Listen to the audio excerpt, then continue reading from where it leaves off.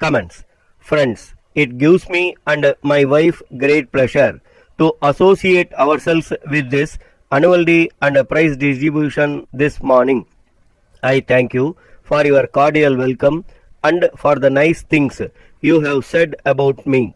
I have always regarded myself as humble worker in the vast army of men and women who took part in the great national struggle for independence under the leadership of Mahatma Gandhi. My contribution has been made possible because of the cooperation and goodwill.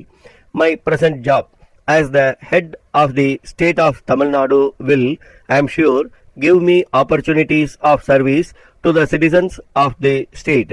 I must first of all congratulate you on the beautiful setting in which your school is situated and also on the measure of success you have achieved in training these young students properly.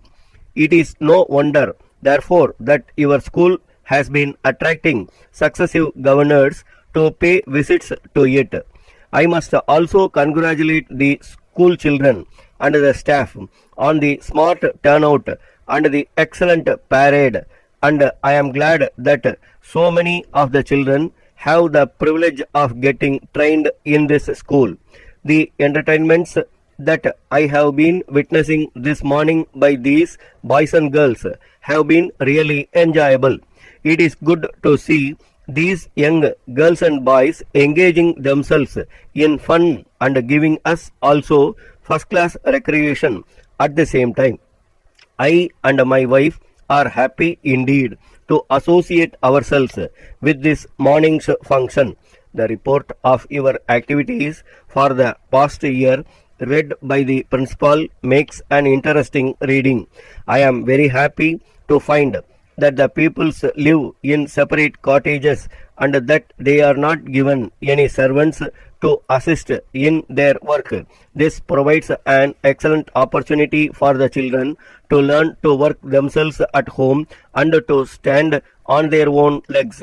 The practical experience which they get in running these homes will stand them in good stead in their future career. The principal has also referred to the dignity of labor. I have no doubt that these children, when they go out, will carry with them the advantages of training in this institution. Mahatma Gandhi always preached the great principle of doing one's own duties at home. This practice will certainly bring in self-confidence. Thus, the idea of social service is deeply rooted in the people at a very young age. I have no doubt that children receiving such training will become worthy citizens of the country. I commend this example to every institution which is engaged in training children. As the principal has rightly put it, it is this sort of work that develops a sense of responsibility, and I am very glad that you are training your students in the right way. Another point which has attracted me to your school is your system of having a class library for each class. The students of the class will no doubt take special care of the books in the library and make use of them for their general education. It is noteworthy that you have a number of outdoor activities. It is good that your students learn also several arts and crafts in addition to the usual school curriculum. The maintenance of flower and vegetable gardens by the children is another item of work which has drawn my attention. The purpose of education is to train children to obtain knowledge for everyday life, to mold their character and also to fit them in some profession in later years. Madras 9, 27th September 1970. To the President, the Prosperous Bank of India Limited, Staff Union, Madras 21. Dear Sir, I am in receipt of your letter dated 22nd August 1970, which was placed before the directors. I have directed by them to reply to it as follows. The directors thank you for your suggestions contained in paragraph 1 of your representation in regard to working hours.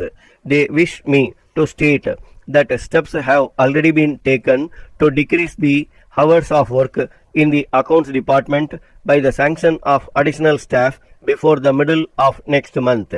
As you are aware, the directors were pleased to sanction 2 months' salary as bonus last year.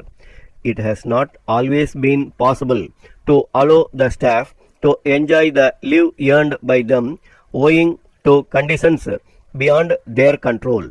But with the increase in staff, there should be no difficulty in satisfying all applications for leave. From a perusal of the leave records, however, I find that the number of those who were prevented from enjoying the leave earned by them was very limited. In conclusion, I wish to assure the members of the union that the directors will continue to take a sympathetic interest in all matters relating to the welfare of the bank staff and are anxious that the staff are efficient and contented in their work. Yours faithfully, Secretary. Stop.